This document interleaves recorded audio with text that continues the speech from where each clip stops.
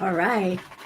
Thank you for joining me. I'm Jessie Burgart. I do this at 7:45, but we had some technical difficulties this morning.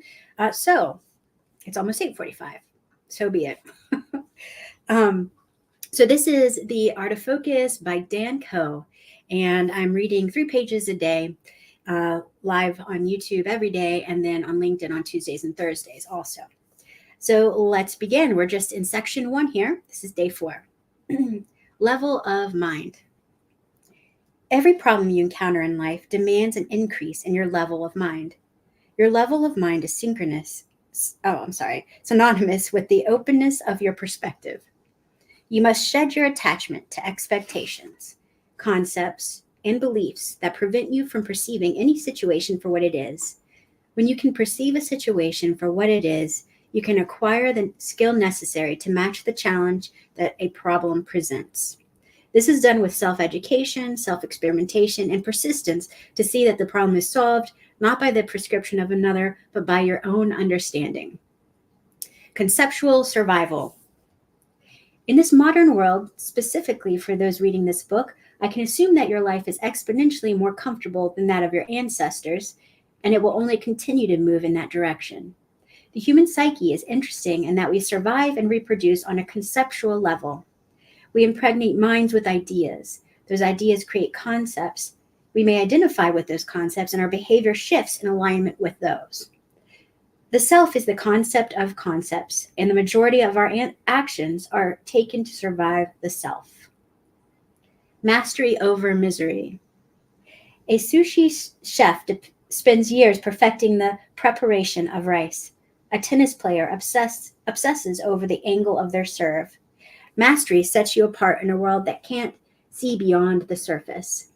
To the masters, repetition of the boring fundamentals is not boring. They have developed intrinsic philosophies and reasoning behind their actions. They look forward to it every day because they understand that nothing good comes from the quick fix. Tactical stress. Tactical stress is the conscious decision to break out of your familiar routine, put yourself in a do or die situation, and realize that the only thing stopping you from reaching the next level is fear. If you have the skill to match the challenge and are honest with yourself, all you need is to rip the bandage off. Not only will you make a leap in progress, but peace, thanks to the level of mind the stress requires to mitigate. In business, close the client even if you don't know with certainty that you can deliver results. In life, book the flight across the country even if you don't think you can afford it. Make the decision that requires you to finally execute reaching your next stage of evolution. Selfishness as a priority. Strip all judgments from your mind surrounding selfishness, as I'm assuming those were programmed into your head by the selfish desires of others. Self-education, self-reliance, self-experimentation, self-control, self-reflection, self-awareness, self-employment, and self-management. Those traits are to be prioritized. If you need something from another, it is near impossible to act with authenticity. You will unconsciously manipulate your language to get what you want from them with little regard to their life situation. And if you have not developed the value you have to offer, a noble pursuit of selfishness is only stunting both your growth and others. All right, the 3 pillars. Let's imagine you are surrounded by the people you admire most, people that are successful by your standards, the ones that have impacted your life to the core. This is different for everyone, but I'm assuming this room would be filled with entrepreneurs, teachers, public figures, philosophers, intellectuals, and others that create, share, and shape culture with their ideas. There is enough time to ask them one question. If you could attribute your success to one thing, what would it be? A hobby of mine is to study the patterns of successful people, and thanks to social media, I've confirmed one pattern.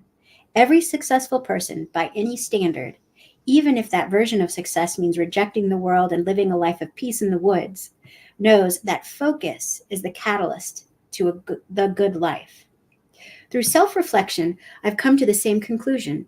Focus determined my success in all my dimensions of life.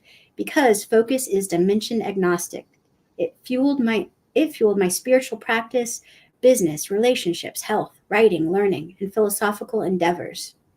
The ability to focus your attention on a meaningful goal, holding that in the back of your mind as a distraction repellent, knowing exactly how to achieve it through prior experience and refocusing on the choice in front of you is a superpower. All right. Thanks for joining me today, and I'll see you tomorrow, hopefully at 7:45 a.m. Eastern Time. All right. Take care. Ciao, friends.